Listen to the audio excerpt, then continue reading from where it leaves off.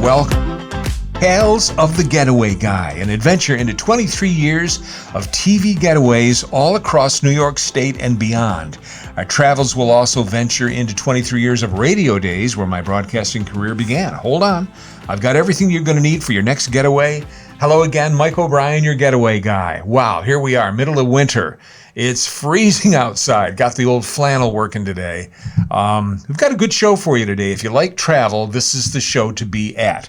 Remember, you can see us all the time. Just go to thegetawayguy.com. You can hear it, you can see it, and it's a great opportunity to kind of gear up for travel, we hope, coming up this spring, summer, fall. But I've got getaways today that will give you some ideas for this time of year, winter. You know, you're in the house, pandemic, all that, and you're going, I got to get out of here. Well, I've got some places you can go to safely for the most part. Wear your masks. And always call ahead to any of these travel locations or destinations that I give you because restrictions change. And most likely they update their information when you do give them a call, or their website as well. First of all, I want to welcome our new sponsor to the show, our friends at Geneva on the Lake. What a great resort this is. This is a getaway unto itself. It's a boutique resort hotel, restaurant, and historic gardens. It's right in the Finger Lakes wine region. It's right on Seneca Lake, just outside of the village of Geneva. The Italian Villa offers 29 guest suites and studios. They're all appointed with beautiful stickly furniture.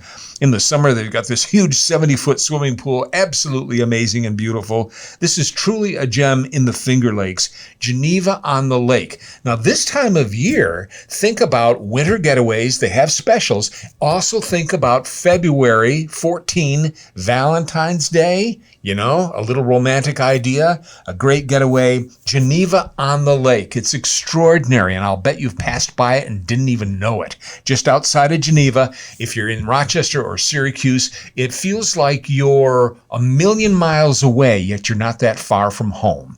If that's your kind of getaway, go to GenevaOnTheLake.com. That's their website, GenevaOnTheLake.com. And thank you very much for being a part of our show. Now, let's get to some winter getaways. There's one that I did a while ago, and I'm going to show you a little piece of that, and you can go there now. And you've probably passed by this place in downtown Rochester a million times, but didn't know what it was. This giant, beautiful old brick building is called the Hungerford. Way long ago, back in time is what I really wanted to say. This apparently used to be a flavored syrup factory for soft drinks, and they did many other things too. But this is very historical and beautiful now. It's a labyrinth of hallways and, right now, art studios, wall-to-wall art studios. It's beautiful. It's so much fun. Now, there is an elevator. It's like a freight elevator, I believe, still in operation, but they also have stairs. Those stairs are rugged, so get ready for a little cardio when you visit the Hungerford. This is a great downtown Rochester getaway. 5 floors of art studios, craft studios, 2 open studio events each month where you can go in and meet the artists and see their work and maybe buy their work. It's up to you. First Fridays of the month from 5 to 9 p.m. and second Saturday of the month from 10 a.m. to 3 p.m. The Hungerford. You can also go to the website. They also have some other special occasions. Go to thehungerford.com. That's HUNGERFORD.com, thehungerford.com. And like I mentioned, I was there, a while ago, did a little getaway for TV. Let's take a look at it right now. What a unique find here in downtown Rochester. Hello again, Mike O'Brien, your getaway guy. This is perfect this time of year. Have you ever been inside the Hungerford building? This is the home to hundreds of local artists with studios open to the public on 4 floors of this historical old brick factory building at the corner of Goodman and East Main Street. We've all passed by it 100 times. Now go inside. You can. A labyrinth of hallways leading to one artist's studio after another. A great getaway for one-of-a-kind gifts. Art doesn't have to be a painting on the wall, although there's plenty of that too. And it's wonderful. Local artists selling to the locals. at the Hungerford Building in downtown Rochester. Come and explore and have some fun. From the Hungerford downtown, Mike O'Brien, your getaway guy.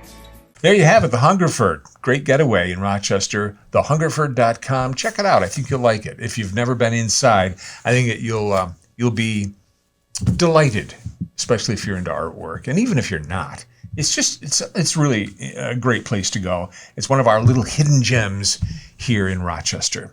Speaking of hidden gems, how about some breakfast? Yes?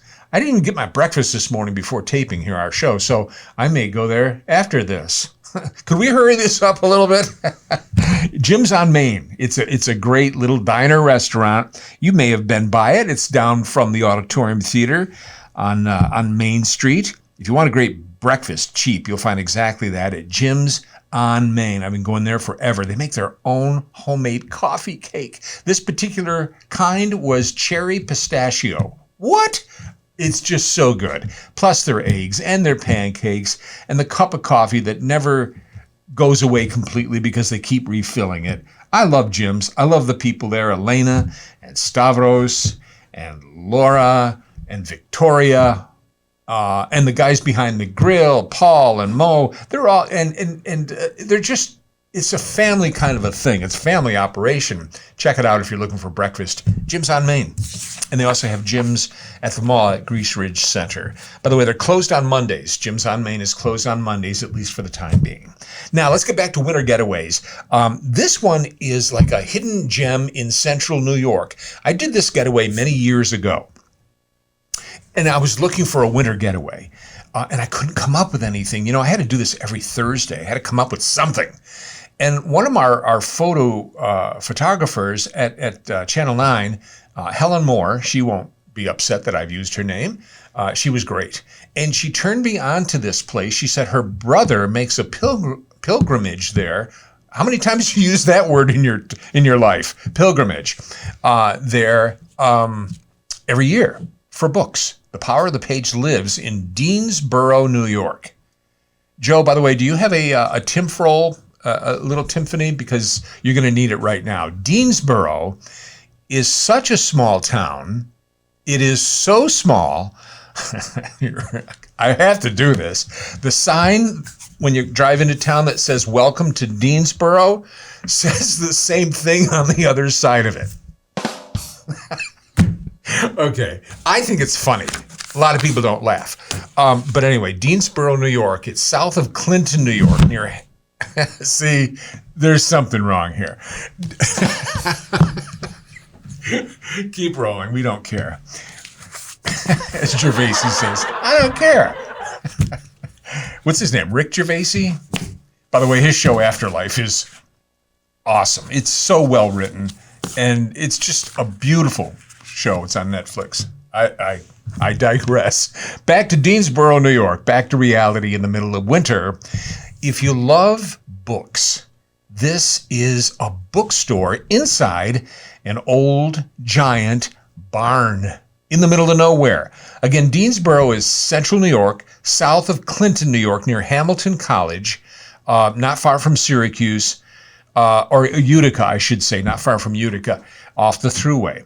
And I found this place. It was the middle of winter, and snow was about 18 feet high. I went by the barn 100 times, and I kept missing it because the snow was so high. Anyway, I found it, got inside on this creaky floor. The door opens, and it was just like in a horror movie. I knew something awful was going to happen to me, but it didn't. But I opened the creaky door, walk inside the barn into another door, and then all of a sudden, in front of me, wall-to-wall books, used books, in great condition, all for sale. From floor to ceiling, wall to wall. This is 3 floors of books in a barn. It's called the Berry Hill Bookshop, and they're only open Tuesday through Saturday, so they're closed Monday, Sunday. They just reopened. They're usually down for the month of January, so now it's February when this airs. And they're back open again and ready to go. So if you love used books, every category you could possibly imagine. Remember, you're in a barn, so you go up the creaky stairs. You literally have to duck under barn beams to get to another set of books. It's crazy, but it's unbelievable. If you love used books, this is a great getaway. You could spend a whole day, and some people do. The Berry Hill Bookshop, Deansboro, New York. Their website is down for construction, so just Google Berry Hill Bookshop, 4 words, Berry, Berry Hill Bookshop. It is not wheelchair accessible, unfortunately. But this is, all the books are for sale. You go up the stairs after the first floor, which there are millions, and some movie memorabilia down there too, as I recall. Then you go to the second floor, more books, every category you could possibly imagine. And again, everything's for sale. And then you go up more stairs and get to the third floor where the books are, I believe, still half price. And my theory is if you can make it to the third floor, they ought to be half price, okay? So it's a great getaway. Check it out, Berry Hill Bookshop, Deansboro, New York. Who would have ever thought? But there she sits in the middle of central New York. Wait for a day when the roads are really good. You're good and up for a day trip. And I think this will be a lot of fun for you. Another winter getaway idea on Tales of the Getaway podcast. Thank you so much for coming along. And Nino's Pizza has been around almost as long as the Berry Hill Bookshop. I think Nino's may have been around longer. Nino's Pizzeria. This is one of those hidden gems on Culver near Merchants. If you're looking for thick Sicilian pizza, this is the place to go. I've been going there for, I'm sorry to say, 40 years. They know me by my first name. And I think they do. They speak Italian, and sometimes I'm not quite sure what he's saying to me. But as you can see, they show you your pizza before you walk out the door with it for approval. Is that the craziest thing? Nino's, with wings and everything else, 1330 Culver Road near Merchants. If you're looking for good pizza, it's where I go. Probably run into you next time. We do podcast questions here, and people write into us. They go to MikeTheGetawayGuy@gmail.com, and you can do the same thing. Ask questions, or here comes the book sale part of the show. You can buy my travel books. I give you volume 1 for free when you buy volume 2. 50 getaways in each one, with travel season not too far away. It's a sign of spring. Come grab a book. Only $14.95 plus shipping and handling. And again, that's for volume 2. I'll throw in volume 1 for free. But just email me. Let me know what you need. I'll even sign it to you too if you'd like. MikeTheGetawayGuy@gmail.com. People ask questions when they go to MikeTheGetawayGuy@gmail.com. And one of them comes in not too long ago. Lori from Hilton writes, "Dear Getaway Guy, I remember listening to you on WBBF radio in the 70s. Thanks, Lori, for making me feel so old. Is that when you began your career in broadcasting? Well, in a sense, it was my first serious radio job. I began at WSAY in 1973. 2-3 was right in through there. It's all a blur now, Lori. As you get older, everything's a blur. But WBBF was my first serious radio job after WSAY. So I began BBF in about 73, and I was on the air during the midday. They had me on midday show from 10 a.m. to 2 p.m. We used to call it banker's hours. It was the best shift in the world. You had a real life. You actually slept at night and got up and went to work and then went home for dinner. That doesn't happen in broadcasting, but it did for me. And I thought, oh, well, this is the way it is. Nope, it changed. And I'll tell you a quick little story. We had the WBBF money button. Remember that? We had cash call. I have given away so much money, cars, furniture, you name it, because we did contests all the time. Here's a little secret that when I was just new, and again, I was young, I was naive, just getting into the business, a big-time general manager came to the radio station. His name was Dan Clayton.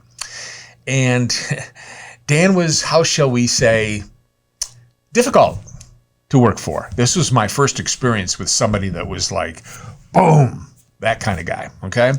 But, it's good to go through that. You learn a lot. And I certainly did. I learned that when you put in for overtime, too many hours, you immediately get demoted, and I was. But I didn't know. I just put down the hours. I was working morning, noon, and night. I couldn't get enough of WBBF radio behind the scenes and on the air. I had a lot of OT, and I put in for it. He saw that, went ballistic, and Mike found himself on the all-night show shortly thereafter. And then I learned about the cruelty of broadcasting and how it can be. So after, getting on the all-night show, which was like midnight to 6 a.m., just talk about not being able to go home at night for dinner and sleeping during the day, working at night. It was a tough time. And then they threw into the pot, oh, by the way, we want you up in the airplane every morning to do live traffic reports. So on WBBF, if you remember the Red Baron doing traffic reports over the can of worms, that was me for 3 long years. It was this time of year, I was up in that airplane. I'll never forget trying to untether the plane in the middle of a snowstorm. And I had a pilot. I had many pilots. They quit usually after 2 weeks. They're going, are you kidding me? So, but yes, WBBF is where I began. I have great memories from there. I learned a lot from there. But I also want to mention that I worked with somebody at WBBF, a guy named Tom George, a Rochester broadcast legend. I'd like to dedicate today's show to Tom. Tom passed away not too long ago. And he was such a great influence. He doesn't know this, but he was a great influence on me.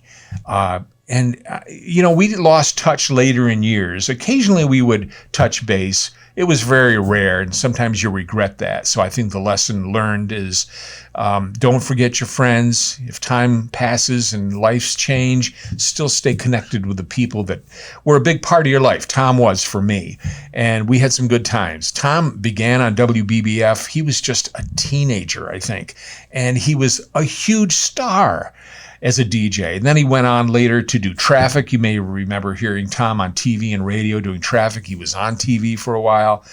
He was a big model railroad fan. Tom was a great guy, and we'll miss him. We dedicate today's show to Tom George, a good guy, and again, a broadcast legend here in Rochester, New York. Well, that pretty much does it for our show today. Hey, I want to thank our new sponsor, Geneva on the Lake. You want a beautiful old European-style resort to go to? Wow. Geneva on the Lake, one of the gems of the Finger Lakes, Seneca Lake. And it's about an hour out of Rochester or Syracuse. It is a magnificent resort on the shores of Seneca Lake in Geneva. Only about an hour, like I say, out of Rochester or Syracuse, which makes it feel like you're a million miles away, yet you don't have to go far. And coming up, again, Valentine's Day, not too far away, and they do some great winter specials. Check it out. Tell them the Getaway guy sent you. Go to GenevaOnTheLake.com and check out all their specials. GenevaOnTheLake.com, our new sponsor. We thank them very much for being a part of our show. Thanks also to Nino's, Jim's on Main, certainly Joe here at Classy Wolf Media, and thank you for coming along. Until next time, I'm Mike O'Brien, the Getaway Guy.